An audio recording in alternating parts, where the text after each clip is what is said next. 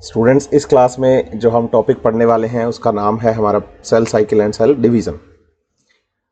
जब हम cell cycle and cell division वाले चैप्टर की बात करते हैं तो सबसे पहले तो हमें ये पता होना चाहिए कि भाई इस चैप्टर में हमें बेसिकली पढ़ना क्या है। तो सबसे पहले तो दो शब्द हैं यहाँ, सेल साइकिल और सेल डिवीज़न। तो आपको बताना होगा कि जब हम सेल साइकिल की बात करते हैं तो सेल साइकिल में हमें दो चीज़ें यहाँ याद करनी है। एक तो आपको याद करना है बच्चे इंटरफेज को, और दूसरा आपको याद करना है एम फेज को। मतलब जो है कि सेल डिवीजन वास्तव में एम फेज ही होता है।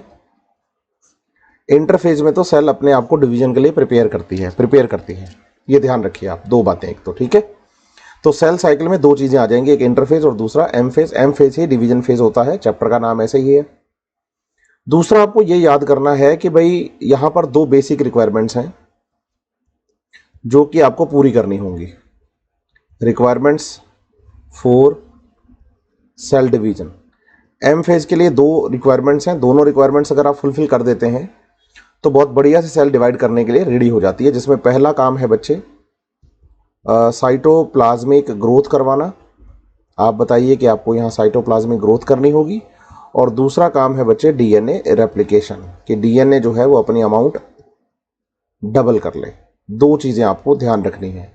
और आप बताइए ये सब चीज़ें रिक्वायरमेंट्स जो हैं बच्चे वो कौन सी फेज में पूरी होती हैं? इंटरफेज में। इंटरफेज में आप बताइए कि जो रिक्वायर्ड है साइटोप्लाज्मिक ग्रोथ सेल डिवीजन के लिए वो, और दूसरा डीएनए रेप्लिकेशन, ये दोनों चीज़ें आपको कंप्लीट करनी है। उसके बाद आपका सेल डिवीजन शुरू होगा। ये दोनों रिक्वायरमेंट्स अगर आप पूरी करते हैं तो उसके बाद सेल डिवीजन शुरू होगा, मतलब एम फेज शुरू होगी। ये ध्यान रखिए आप बात। अब आप यहां समझिए कि इंटरफेज में क्या क्या होता है, कैसे कैसे इंटरफेज चलती है। पहले हम इंटरफेज के बारे में बात करेंगे, फिर उसके बाद हम एम फेज के बारे में बात करेंगे। तो पहले मैं आपको इंटरफेज के बारे में बताता हूं। आप बताइए कि जब हम इंटरफेज की बात करते हैं तो इंटरफेज में हमारे पास तीन सब फेजेस हैं। इंटरफेज की अगर हम बात करें तो हमारे पास तीन सब फेजेस हैं। आप बताइए कि भाई इंटरफेज जो फेज है इसमें एक सेल अपने आप को डिवीजन के लिए प्रिपेयर करती है। तो बोलो, in this phase cell prepare for the division. यहां सेल अपने आप को डिवीजन के लिए क्या करेगी? प्रिपेयर करेगी कि भाई मैं डिवीजन करने के लिए तैयार हूं। सही है। तो प्रिपरेशन सारी इंटरफेज में चलती है, पहली बात। दूसरी बात, इंटरफेज को हमने आगे 3 सब फेजेस में डिवाइड किया हुआ है, क्लासिफाई किया हुआ है। वो हमने हमारी स्टडी को इजी करने के लिए किया है। क्लासिफाई किया हुआ है हमने किसमें? अपनी स्टडी को इजी करने के लिए। वो फेजेस का नाम क्या है? तो फर्स्ट फेज का नाम हम बताते हैं G1 फेज, सेकंड का फिर नाम हम बताते हैं S फेज, और थर्ड का हम बताते हैं G2 फेज। यहां बताइए कि G1 फेज का मतलब हो गया है गैप फेज 1, S का मतलब हो गया है बच्चे सिंथेसिस फेज, और G2 का मतलब हो गया है गैप फेज 2। यहां ध्यान रहे गैप बोलना है, ग्रोथ नहीं बोलना है। एक तो ये चीज क्लियर कर लीजिए। दूसरा बताइए G1 फेज में क्या होता है? आप बताएंगे साइटोप्लाज्मिक ग्रोथ होती है। और यहां चलने वाली साइटोप्लाज्मिक ग्रोथ आप बताएंगे कि मैक्सिमम अगर आपसे पूछा जाए तो आप बताइए साइटोप्लाज्मिक ग्रोथ जो है वो कौन सी फेज में होती है? G1 में। ऐसा नहीं है कि साइटोप्लाज्मिक ग्रोथ एस फेज में नहीं होगी, G2 में होगी, सब में होगी। बताइए कि cytoplasmic growth is a continuous process. लिख के बताता हूं यहां, cytoplasmic growth is a continuous process. क्योंकि साइटोप्लाज्मिक ग्रोथ का मतलब होता है बच्चे मेटाबॉलिज्म होना। मेटाबॉलिज्म G1 फेज में भी चलेगा, S में भी चलेगा, G2 में भी चलेगा, और M फेज में भी चलेगा। तो साइटोप्लाज्मिक ग्रोथ तो बोलो कंटिन्यूअस चलती है, लेकिन सबसे ज्यादा कहां होती है? G1 फेज में होती है। सबसे ज्यादा G1 फेज में होती है। इसके बाद जो सेकंड नंबर पे फेज आती है उसे हम कहते हैं S फेज। आप बताइए S फेज में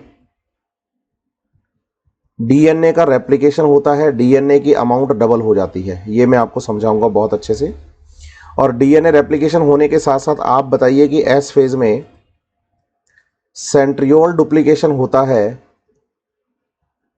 इन एनिमल सेल्स। जो एनिमल सेल्स होती हैं उनके सेंट्रियोल का भी डुप्लीकेशन एस फेज में होता है। G2 फेज की बात करोगे तो बताओगे कि रिमेनिंग जो ग्रोथ है बच्चे वो कंप्लीट होती है।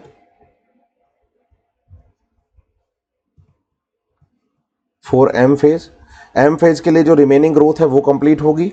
और साथ ही साथ आपको यहां बताना है कि प्रोटीन सिंथेसिस होगा, प्रोटीन सिंथेसिस। और ये प्रोटीन कौन सा प्रोटीन है? बोलो ट्यूबुलिन प्रोटीन है। ट्यूबुलिन प्रोटीन सिंथेसिस होगा for preparations of M phase.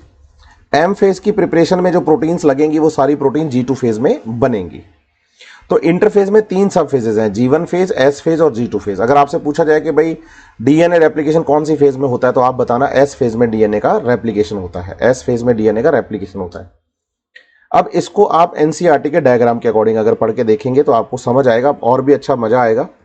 आप बताइए कि एनसीईआरटी के अंदर हमें सेल साइकिल का जो डायग्राम दिया गया है उस सेल साइकिल के डायग्राम को अगर हम ध्यान से देखें तो बच्चे वो डायग्राम कुछ ऐसा बना हुआ है, जिसमें हमने कहा कि भाई ये जो फेज है ये G1, फिर ये फेज S, फिर ये फेज G2, फिर ये बताएं प्रोफेज, फिर ये बताएं मेटाफेज, फिर ये बताएं एनाफेज, फिर ये बताएं टीलोफेज और लास्ट में साइटोकाइनेसिस। तो ये फेजेस के नाम हैं। आप बताएंगे G1, S, G2, prophase, metaphase, anaphase, telophase और साइटोकाइनेसिस। इसमें आपको फेजेस को यहां से ध्यान देना है कि G1 फेज से अगर हम फेज को देखेंगे ध्यान से तो G1 फेज से लेकर ये वो जो पूरी फेज आपको दिखाई देगी S और G2, ये पूरी फेज को आपने नाम देना है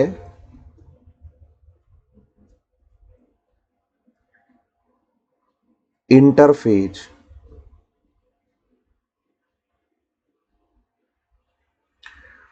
और इंटरफेज के बाद आपको बताना है कि अगर हम टीलोफेज तक केवल देखें ये वाली फेज को, केवल टीलोफेज तक ये, तो इसे नाम देंगे कैरियोकाइनेसिस। क्या नाम देंगे? कैरियोकाइनेसिस। लेकिन अगर आप इसमें इंक्लूड कर लेते हैं साइटोकाइनेसिस को भी, कैरियोकाइनेसिस और साइटोकाइनेसिस दोनों को अगर इंक्लूड कर लेते हैं तो बनने वाली फेज का नाम हो जाता है एम फेज। इसका मतलब एम फेज में कैरियोकाइनेसिस और साइटोकाइनेसिस दोनों को इंक्लूड किया जाएगा। ये डायग्राम है बेसिकली, ठीक है। अब सबसे ज्यादा साइटोप्लाज्मिक ग्रोथ कहां होती है? तो हम कहते हैं सबसे ज्यादा साइटोप्लाज्मिक ग्रोथ होती है G1 फेज में। ये बात क्लियर है। अब आपको बताना है कि अगर आपसे पूछा जाए सेल साइकिल की लॉन्गेस्ट फेज का नाम बताओ, तो आप बताइए कि भाई longest phase of the cell cycle interphase है। अगर आप ध्यान से इस डायग्राम को देखेंगे तो आपको पता चलेगा कि इंटरफेज सबसे लंबी फेज दिख रही है आपको, येलो कलर में जो बनाई गई है। आप बताएंगे भाई हम अगर बात करते हैं ह्यूमन सेल की, तो ह्यूमन सेल में 23 आवर्स जो है अप्रोक्सीमेटली वो इंटरफेज के ही हैं। मतलब आप एनसीईआरटी के अकॉर्डिंग चलिए तो बोलिए मोर देन 95% टाइम जो है वो स्पेंड एनसीईआरटी के अकॉर्डिंग सेल ने कहां कर दिया है बच्चे? इंटरफेज में। और यहीं पर एनसीईआरटी बताती है कि अगर हम यीस्ट सेल की बात करें तो यीस्ट सेल का 90 मिनट का सेल साइकिल है। 90 मिनट का सेल साइकिल है। इसका मतलब आप बताइए अगर हम देखें तो 85% मतलब 85 मिनट के आसपास का जो टाइम है उसका, 85 मिनट के आसपास का जो टाइम है वो किस में जा रहा है? इंटरफेज में। लास्ट के मतलब 5 से 7, 8, 9 मिनट के अंदर सेल डिवाइड करती है। तो आपको यही समझना है कि अगर हम ह्यूमंस के केस में बात कर रहे हैं तो 23 घंटों में से मतलब 24 घंटे में सेल साइकिल पूरा हो रहा है ह्यूमंस का, उसमें से 23 घंटे तो सेल किस में लगा रही है? इंटरफेज में। तो इंटरफेज सेल साइकिल की सबसे लंबी फेज है, longest phase of the cell cycle इसे हम नाम देंगे। एक चीज। दूसरा, G1 फेज में हमने कहा कि भाई मैक्सिमम साइटोप्लाज्मिक ग्रोथ होती है। Maximum cytoplasmic growth. S phase में हम बताएंगे कि भाई डीएनए का रेप्लिकेशन होता है। बच्चा कहता है बिल्कुल। अब आप एक ध्यान दीजिएगा, कोई भी सेल अगर डिवीजन के लिए जा रही है, अगर वो सेल बच्चे एंटर कर गई एस फेज में, यहां से अगर कोई सेल यहां से एस फेज में एंटर कर गई तो इसका मतलब है फिर वो एम फेज भी पूरा करेगी। मतलब किसी भी सेल के डिवीजन करने के लिए जरूरी हो जाता है कि वो डीएनए रेप्लिकेशन जरूर करे। किसी भी सेल के डिवीजन करने के लिए जरूरी हो जाता है कि वो डीएनए रेप्लिकेशन जरूर करे। अगर किसी सेल ने एस फेज कंप्लीट कर ली है, इसका मतलब एम फेज तो वो पक्का कंप्लीट करेगी ही करेगी। तो आप बताइए G1 और G2 को हम ग्रोथ ना बोल के गैप क्यों बोलते हैं?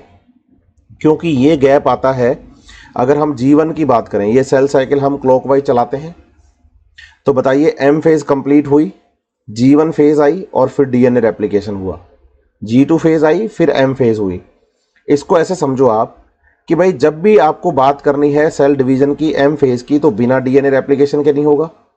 अगर डीएनए रेप्लिकेशन होगा तो एम फेज आएगी। तो इंपॉर्टेंट ये दो फेज हो गई हमारे लिए, एक एम फेज और दूसरा डीएनए रेप्लिकेशन। इन दोनों के बीच का गैप होता है G1 और G2। अगर आप क्लॉकवाइज चलें और बोलें कि एम फेज और एस फेज के बीच का गैप, एम फेज और एस फेज के बीच का गैप, तो हम बताते हैं G1 फेज। और अगर हम इधर चलें तो हम बताएं एस फेज और एम फेज के बीच का गैप, तो हम बताते हैं G2। इसलिए इनको गैप कहा जाता है। भाई डीएनए रेप्लिकेशन होगा तो सेल डिवीजन होगा, ये दोनों के बीच का गैप है। अब एनसीईआरटी ने इसे आसान शब्दों में कैसे लिखा है वो भी मैं आपको क्लियर करके देता हूं। एनसीईआरटी ने क्या किया है कि ये वाला जो पोर्शन है ना, इसे एनसीईआरटी बता रही है initiation of the cell division, sorry DNA replication, initiation of the DNA replication. ये जो मैं मेंशन कर रहा हूं अभी लाइन, आप ध्यान से सुनिएगा, देखिएगा, ये है बोलो इनिशिएशन ऑफ डीएनए रेप्लिकेशन। अब एनसीईआरटी कह रही है कि जो G1 होता है, G1 जो फेज है ये वाला, एनसीईआरटी लिखती है corresponding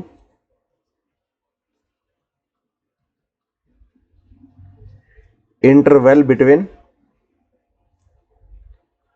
M phase and initiation of DNA replication, initiation of DNA replication.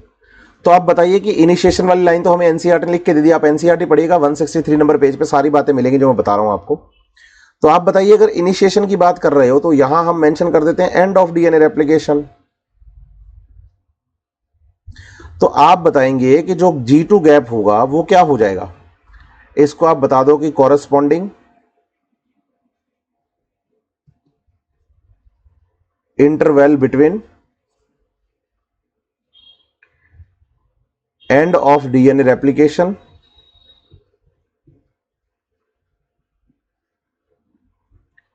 And M phase. तो ये एम फेज और डीएनए रेप्लिकेशन के बीच का गैप हो गया। सिंपल सी बात आपको समझनी होगी, यहां पर ध्यान दीजिएगा। ये दोनों बातें एनसीईआरटी में है, लेकिन आप बताइए ये बात एनसीईआरटी में एज इट इज नहीं है, ये वाली बात तो है। ये बात आपको इस बात से ही समझनी पड़ेगी कि अगर एम फेज और इनिशिएशन ऑफ डीएनए रेप्लिकेशन के बीच का गैप, ये वाला गैप, ये एम फेज और इनिशिएशन ऑफ डीएनए रेप्लिकेशन के बीच में G1 है, तो आप बताओ एंड ऑफ डीएनए रेप्लिकेशन और एम फेज के बीच का गैप G2 गैप हो जाएगा, G2 फेज हो जाएगी। अब आगे जब हम बढ़े तो हम बताएं कि एस फेज में डीएनए का रेप्लिकेशन होता है, एस फेज में डीएनए का रेप्लिकेशन होता है, और G1 और G2 के अंदर साइटोप्लाज्मिक ग्रोथ। अब आप बताइए, साइटोप्लाज्मिक ग्रोथ एक कंटिन्यूअस चलने वाला प्रोसेस है, इस पे भी मैं आपके साथ बात करता हूं। देखिए आप ऐसे समझिए कि भाई हमारे पास ये कोई एक फेज है, टाइम पीरियड है, इसे मैं बता देता हूं इंटरफेज कि भाई इसमें साइटोप्लाज्मिक ग्रोथ चल रही है। आप ध्यान से दीजिएगा ना, ध्यान इस पे। आप बताइए कि ये इंटरफेज है पूरा, मैं इसको लिख देता हूं कि भाई ये फेज इंटरफेज, और इस फेज में क्या चल रही है, आप बताइए साइटोप्लाज्मिक ग्रोथ। अब आप बताएंगे कि साइटोप्लाज्मिक ग्रोथ के साथ साथ एक टाइम पीरियड ऐसा आता है जिसमें सेल अपना डीएनए भी डबल कर लेती है। मतलब यहां डीएनए का क्या हो रहा है, तो आप बताइए रेप्लिकेशन। तो इसका मतलब एक टाइम पीरियड ऐसा आया जिसके अंदर साइटोप्लाज्मिक ग्रोथ के साथ साथ डीएनए का रेप्लिकेशन भी हो गया। इसका मतलब ये हो गया कि बिफोर द डीएनए रेप्लिकेशन जो साइटोप्लाज्मिक ग्रोथ हो रही है उसे हम G1 फेज कह रहे हैं, और जो बिफोर के बाद after the DNA replication cytoplasmic growth हो रही है बच्चे, उसे हम G2 फेज कह रहे हैं। तो बेसिक सिंपल सा मीनिंग क्या निकल के आता है कि भाई आप बताइए इंटरफेज में साइटोप्लाज्मिक ग्रोथ कंटिन्यू चलती है, तीन हिस्सों में डिवाइड कर लीजिए, before the DNA replication, at the time of the DNA replication और after DNA replication. Cytoplasmic growth तीन बार हम याद कर लेते हैं, यहां पर कंटिन्यूस चल रही है लेकिन फेजेस में हमने डिवाइड किया है अपने, हाँ, कन्वीनियंस के लिए, वही आपको समझना है। तो आप बताइए cytoplasmic growth before DNA replication, at the time of the DNA replication उसे हम एस फेज बोल देंगे, और आफ्टर डीएनए रेप्लिकेशन उसे G2 फेज बोल देंगे। साथ ही साथ एनसीईआरटी ने यहां इंटरफेज के बारे में बोला हुआ है कि interphase is phase between two successive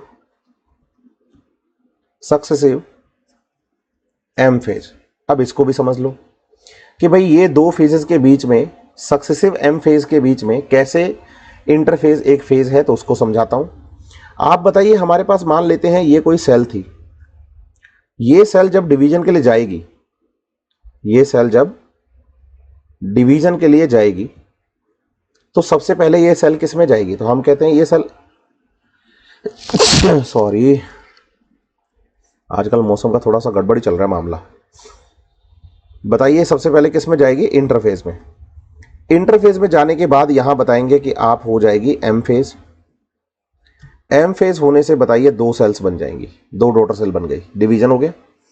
अब आप बताइए कि अगर इस सेल को फिर से आगे डिवीजन करना है तो डिवीजन करने के लिए कहां जाना पड़ेगा, इंटरफेज, फिर से इसे इंटरफेज में एंटर होना पड़ेगा,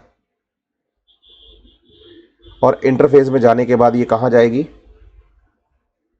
एम फेज, और एम फेज में फिर से दो सेल्स का फॉर्मेशन हो जाएगा। अब आप सोचो कि अगर किसी सेल को एक एम फेज कंप्लीट करने के बाद फिर से दोबारा एम फेज कंप्लीट करनी हो तो बीच में उसको किस में जाना पड़ेगा, इंटरफेज में। मतलब आप एक एम फेज कंप्लीट करने के बाद सडन दूसरी एम फेज स्टार्ट नहीं कर सकते, आपको फिर से दोबारा पहले किस में जाना पड़ेगा, इंटरफेज में, फिर आप एम फेज करेंगे। इसका मतलब जब जब जितनी बार भी आप एम फेज करोगे तो बीच में इंटरफेज आनी ही आनी है। अगर मैं लिख दूं एम, फिर मैं लिखूं एम फेज, फिर मैं लिखूं एम फेज, फिर मैं लिखूं एम फेज, तो बताइए यहां भी इंटरफेज है, यहां भी इंटरफेज है, यहां भी इंटरफेज है। बिना इंटरफेज के एम फेज कंप्लीट नहीं हो सकती है। इसीलिए हम कहते हैं कि जो एम फेज होती है बच्चे, दो एम फेज के बीच का जो इंटरवल होता है उसे हम इंटरफेज का नाम देते हैं। उम्मीद करता हूं यहां तक की बातें आपको समझ में आ रही हैं। और साथ ही साथ एक चीज पे और ध्यान दीजिए, जो सेल साइकिल का आपको ये डायग्राम दिखाई दे रहा है यहां पर, इस सेल साइकिल के डायग्राम में ये क्लियर कर लीजिए कि एस फेज में डीएनए रेप्लिकेशन तो होता ही होता है।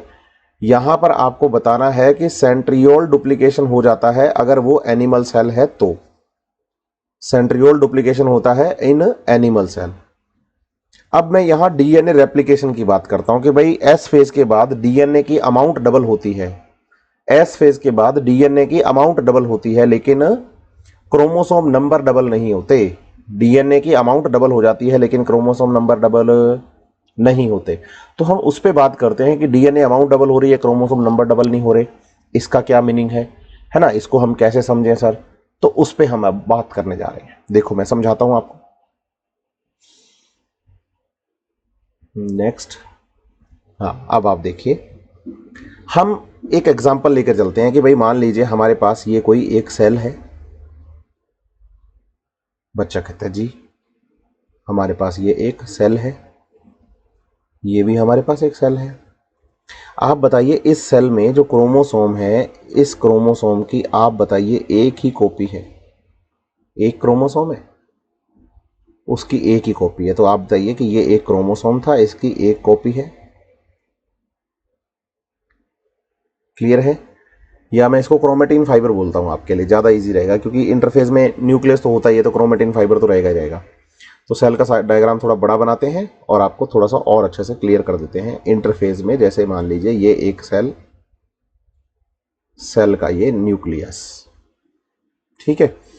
इस न्यूक्लियस में आप बताइए एक क्रोमेटिन फाइबर ये येलो वाला है और एक क्रोमेटिन फाइबर ये ब्लू वाला है। आप ध्यान दीजिएगा, हर एक क्रोमेटिन फाइबर की एक ही कॉपी है। यहां समझने की बात यह है कि ये G1 फेज है, हर एक क्रोमेटिन की एक ही कॉपी है। एक कॉपी है मतलब यहां येलो वाला क्रोमेटिन एक और छोटे वाला क्रोमेटिन ब्लू वाला भी एक। बताइए अगर आपको नंबर ऑफ क्रोमेटिन बताना होता है, नंबर ऑफ क्रोमेटिन बताना होता है तो आप उसे n से लिखते हैं। तो बताइए यहां येलो वाला कितना है, आप बताएंगे n, ब्लू वाला कितना है आप बताएंगे n। तो आप बताइए हर एक क्रोमेटिन की कॉपी यहां पर n है, n। तो आप लिख सकते हो n इज इक्वल टू 2। यहां आगे नंबर टोटल लगा दीजिए, आपकी दो क्रोमेटिन है, दोनों n है, मतलब दोनों की एक एक कॉपी है। टोटल नंबर दो है लेकिन दोनों की कॉपी एक एक है, n, मतलब एक कॉपी के लिए मैं n लिखता हूं, वन कॉपी के लिए n लिखता हूं, ठीक है। तो आप ये ध्यान रखिए कि जब मैं वन कॉपी के लिए यहां n लिख रहा हूं तो मैं इसको कॉपी ऑफ क्रोमेटिन कर देता हूं। कॉपी ऑफ क्रोमेटिन जो है वो n है। अब कितनी कॉपी है, एक कॉपी है, तो n हो गया। अब आप बताइए एक क्रोमेटिन जो होता है बेटा, वो एक क्रोमेटिन के अंदर डीएनए भी एक ही है। तो बताइए कि यहां हम कॉपी ऑफ डीएनए को C से लिखते हैं। अब आप बताइए इस क्रोमेटिन में एक डीएनए है C, इस क्रोमेटिन में एक ही डीएनए है C। तो मैं लिखूंगा यहां डीएनए की अमाउंट C है, क्योंकि यहां हर एक n में एक C है। तो ओवरऑल सेल के लिए मैं क्या रिप्रेजेंट कर सकता हूं कि n इज इक्वल टू 2 और डीएनए की अमाउंट C। क्यों? क्योंकि यहां पर एक क्रोमेटिन फाइबर जो है, उस एक क्रोमेटिन फाइबर में एक ही डीएनए प्रेजेंट है। बच्चा कहता है जी हमें यह बात थोड़ी सी आपकी ठीक लग रही है और हमें यह बात आपकी समझ भी आ रही है। उम्मीद करता हूं कि आपको मेरी यह बात समझ में भी आ रही होगी कि मैं क्या बोलना चाह रहा हूं यहां पर बेसिकली। तो बच्चा कहता है यस। अब देखो आप, ये सेल बोलो गई एस फेज में। एस फेज में हुआ है डीएनए का रेप्लिकेशन। जब डीएनए का रेप्लिकेशन हुआ तो उसके बाद जो फेज आई बोलो वो G2 फेज थी। G2 फेज थी।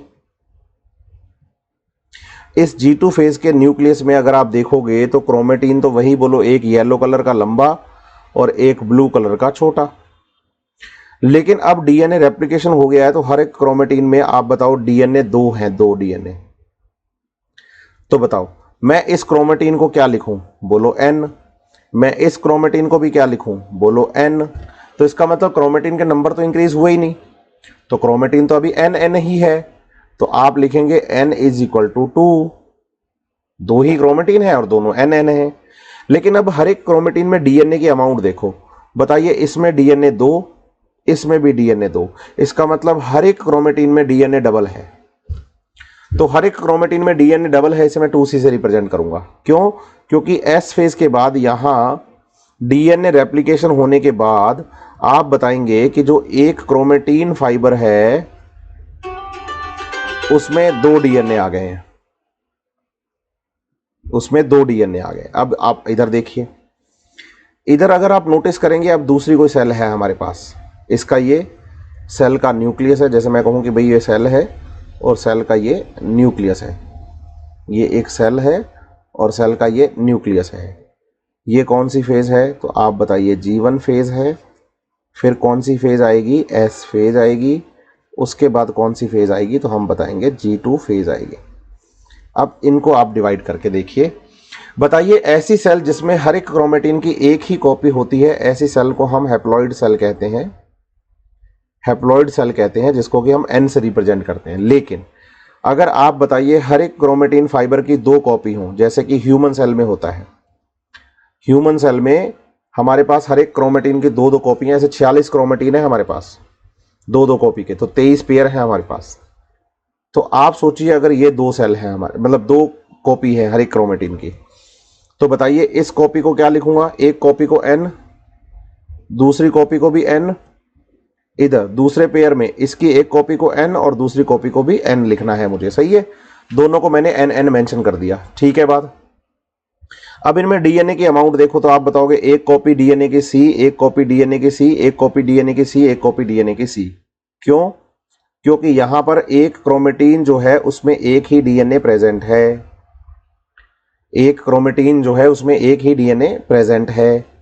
तो आप बताओगे कि एस फेज कंप्लीट होने के बाद, एस फेज कंप्लीट होने के बाद एक क्रोमेटीन दो क्रोमेटीन पेयर में, एक क्रोमेटीन दो क्रोमेटीन पेयर में, और इनमें डीएनए की अमाउंट डबल हो गई है। डीएनए की अमाउंट एस फेज के बाद यहां डबल हो गई है।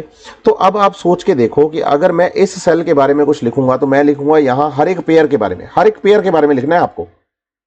हर एक पेयर होगा बोलो 2n, और टोटल हमारे पास क्रोमोसोम हो गए 4, और हर एक पेयर में डीएनए की अमाउंट है 2c, क्योंकि दो दो सी हैं, एक सी कॉपी। तो हर एक पेयर को रिप्रेजेंट करते हुए 2n और 2c होता है, हर एक पेयर को। ऐसे ह्यूमन सेल में टोटल नंबर ऑफ क्रोमोसोम 46 है, लेकिन पेयर में होने की वजह से मैं लिखूंगा 2n हर एक पेयर के लिए, 2n 2c। लेकिन जब आप एस फेज में चले जाओगे तो एस फेज में जाने के बाद आप बताओ कि भाई यहां अब एक क्रोमेटीन जो है उसमें दो डीएनए मॉलिक्यूल प्रेजेंट हैं, तो कंडीशन बदल जाएगी ना। तो आपके पास 2n is equal to total number of chromosome, तो क्रोमेटिन तो 4 रहे और n रहे, ये भी n, ये भी n, ये भी n और ये भी n, तो हर एक पेयर 2n है। लेकिन हर एक पेयर में डीएनए की अमाउंट डबल होने की वजह से हम इसे 2c लिखेंगे। हर एक पेयर में डीएनए की अमाउंट डबल होने की वजह से हम इसको 2c, इसको 2c, इसको 2c और इसको 2c। तो हर एक पेयर में डीएनए की अमाउंट सोच के देखो, बोलो 4 कॉपी हो गई। पहले दो लंबे क्रोमेटिन में दो डीएनए था, लेकिन एस फेज के बाद आप देखिए दो लंबे क्रोमेटिन में 4 डीएनए हो गए, क्योंकि एक क्रोमेटिन में 2 डीएनए है एस फेज के बाद। तो बताइए after S phase DNA in the chromatin is increased, बल क्रोमोसोम नंबर जो होते हैं बेटा वो वैसे के वैसे ही रहते हैं। ऐसी सेल जिसको हम 2n लिखते हैं उन सेल्स को डिप्लॉइड सेल्स कहा जाता है। इसका मतलब सेल डिवीजन जो है वो डिप्लॉइड सेल में भी हो सकता है और हैप्लॉइड सेल में भी, लेकिन हम माइटोसिस की बात करेंगे, मियोसिस की नहीं बात करेंगे। उम्मीद करता हूं यहां तक की सारी बातें आपको इस लेक्चर में समझ आई हैं। अगला जो लेक्चर आएगा उसमें मैं आपको G0 फेज और एम फेज में मैं साइटोकाइनेसिस तो कोशिश करूंगा कि जो हमारा पूरा का पूरा जो है माइटोसिस जो है वो कंप्लीट हो जाए, सिग्निफिकेंस और सब। तो सेल दर सेल, लेक्चर दर लेक्चर में सेल डिवीजन आपको कंप्लीट करवा दूंगा, और मैक्सिमम 4 लेक्चर में खत्म हो जाएगा अपना सेल डिवीजन, बढ़िया से करवा दूंगा। लाइन टू लाइन एनसीईआरटी आप पढ़ते रहिए साथ ही साथ, और ज्यादा से ज्यादा बच्चे आप वीडियोस पर कमेंट करें, शेयर करें, ये इस बात का ख्याल रखिए आप। मिलते हैं बच्चे नेक्स्ट लेक्चर में।